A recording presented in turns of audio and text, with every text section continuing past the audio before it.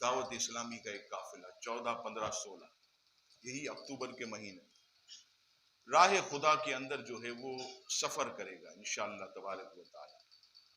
और सुन्नतें वहां पर लोग सीखते हैं, नमाजें सीखते हैं, वजू का जो तरीका है वो सिखाया जाता है, गुस्ल का तरीका सिखा, कई ऐसे मसाइल जो काफिलों में अल्हम्दुलिल्लाह सिखाए जाते हैं। और मैं ये सबसे कहता हूं कि अगर आपको ये देखना हो कि सहाबा कराम ने दीन कैसे फैला, तो आप जिंदगी में एक बार मदनी काफिले में जाकर देखें, आपको पता चलेगा कि सहाबा ने कितनी कुर्बानियां, असहाब रसूल ने कितनी मशक्कतों के साथ दीन मतीन को जो है वो फैलाया है।